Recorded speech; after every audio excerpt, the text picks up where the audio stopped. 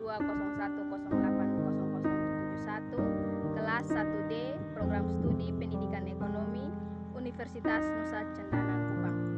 Tujuan saya membuat video ini untuk memenuhi nilai ujian akhir semester mata kuliah perkembangan peserta didik dosen pengasuh Ibu Yuninda Anacilulan SPD MPD.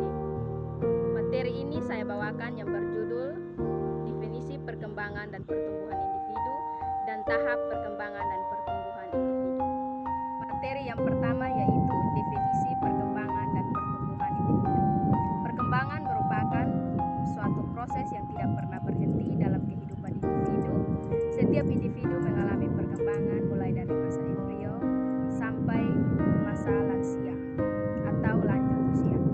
Sedangkan pertumbuhan merupakan salah satu proses bertambahnya tinggi volume massa tubuh pada makhluk hidup.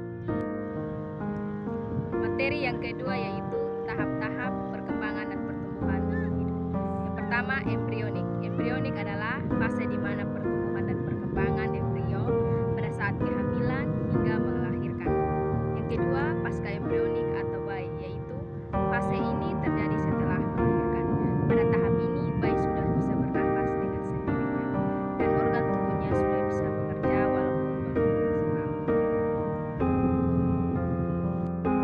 Materi yang ketiga yaitu faktor-faktor yang mempengaruhi perkembangan dan pertumbuhan.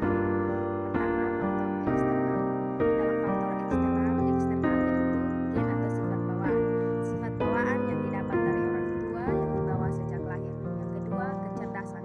Kecerdasan merupakan kemampuan manusia yang dapat diukur dan melihat dari beberapa hal seperti kemampuan memahami sesuatu. Berikutnya, faktor eksternal.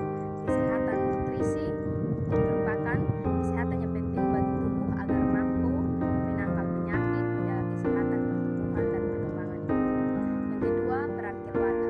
Keluarga merupakan kelompok kecil dan pertama yang dimiliki individu sebagai sekolah pertama penanaman dasar pengetahuan kepada individu. Berikutnya, lingkungan sosial merupakan tempat berkembangnya individu terkait dengan orang lain, sekolah, bahkan media sosial, dan keluarga. Materi yang ketiga yaitu peran kematangan belajar dalam pertumbuhan dan perkembangan individu. Yang pertama, memberikan kemudahan bagi pendidik saat mendidik. Yang kedua, perhatian anak akan semakin bertambah dan aktif dalam pembelajaran di sekolah.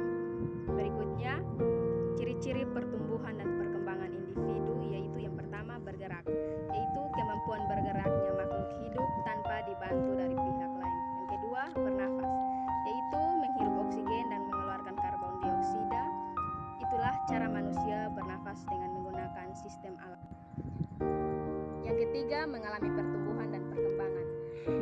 Penambahan berat badan dan tinggi badan yang dipengaruhi oleh makanan, minuman, maupun olahraga. Yang keempat, berkembang biak, yaitu kemampuan atau usaha makhluk hidup guna mendapatkan keturunan dan melestarikan jenisnya. Yang kelima, makanan dan minuman, yaitu membutuhkan makanan dan minuman yang bergizi dan sehat agar tubuh mendapatkan energi untuk beraktivitas sehari-hari.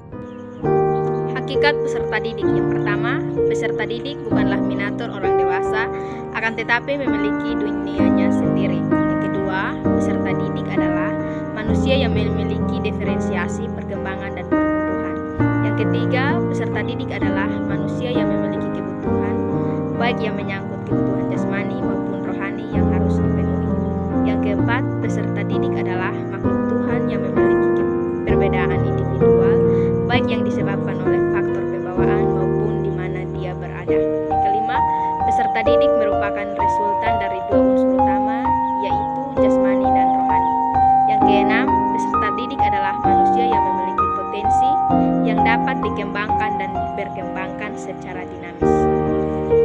Selanjutnya, kebutuhan peserta didik diantaranya yaitu yang pertama, kebutuhan fisik. Fisik, peserta didik mengalami pertumbuhan yang cepat, terutama pada masa pubertas. Yang kedua, kebutuhan sosial, yaitu kebutuhan sosial, kebutuhan yang berhubungan langsung dengan masyarakat agar peserta didik dapat berinteraksi dengan masyarakat lingkungannya. Yang ketiga, kebutuhan untuk mendapatkan status. Peserta didik terutama pada